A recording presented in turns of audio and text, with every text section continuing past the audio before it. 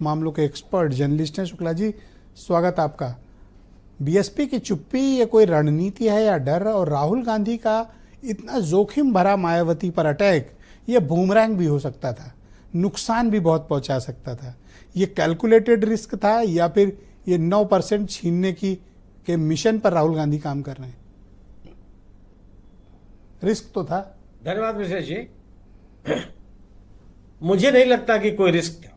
मुझे लगता है कि राहुल गांधी जो गैर भाजपा मतदाताओं को एकत्रित करने की कोशिश में लगे हुए हैं, उस प्रयास का एक अंग है।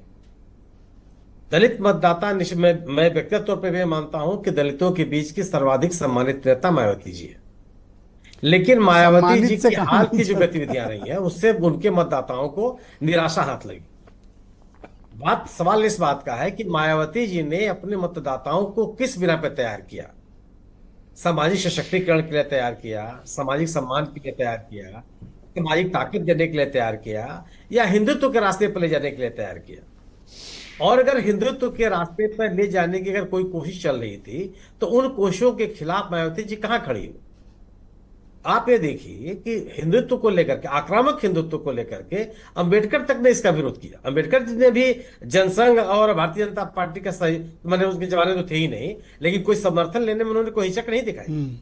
मायावती जी भी बीजेपी के साथ 3 वर्ष सत्ता में है, लेकिन जो उनका समर्थक वर्ग है, वो जब आक्रामक हिंदुत्व के चपेट में आया तो उसके साथ जाने के लिए तैयार नहीं हो, क्योंकि उसको कुछ मिलाना नहीं।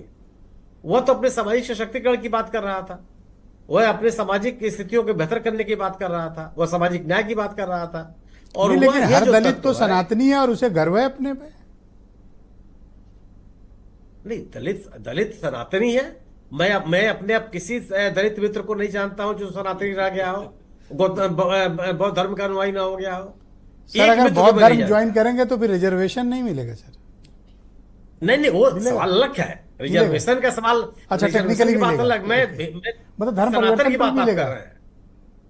मैं जिस सनातन की बात आप कर रहे हैं, मैं उसकी बात कर रहा हूं।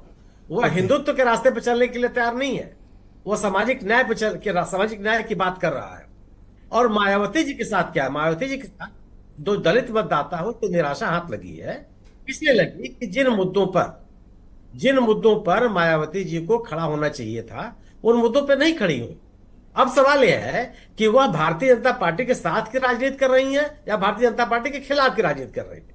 आज देश में 2 ही राजनीति है, और अगर आप भारतीय जनता पार्टी के साथ की राजनीति कर रही हैं, आप उनके साथ दिखाई पड़ी है। क्या राहुल गांधी की कोशिश ये दलित वोट बैंक को, तो निश्चित रूप से आपको उन ताकतों के साथ आना होगा। क्या ये 9% का जो वोट शेयर है, शुक्ला जी, 9% का जो वोट शेयर यूपी में बचा है, क्या राहुल गांधी उसे अपनी ओर आकर्षित करने की कोशिश कर रहे हैं? स्वाभाविक सी बात है, ये बिल्कुल स्वाभाविक सी बात है कि अपनी तरफ आकर्षित करने की कोशिश कर रहे हैं वो। और इंडिया दल समूह यानी कि समाजवादी पार्टी और इंडिया वामपंथी दलों और कांग्रेस के गठबंधन को अगर दलित समुदाय ने वोट दिया है, तो उसमें कांग्रेस की बड़ी भूमिका है।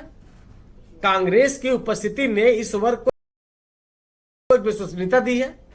दलितों का एक बड़ा समूह उत्तर प्रदेश में रहा है, लेकिन कांग्रेस की उपस्थिति ने समाजवादी पार्टी की सक्रियता को, स्वीकृति को बढ़ाया है। तो उस मतदाता समूह पे अगर निगाह राहुल गांधी लगाए हुए हैं या कांग्रेस लगाए हुए है, तो उनकी राजनीति का अंग है। और अगर ऐसा वो कर रहे हैं तो इसमें कोई बेईमानी भी नहीं है। बहुत शुक्रिया सर। बीरेन जी भी हमारे साथ डिबेट में आ चुके हैं। बीरेन जी,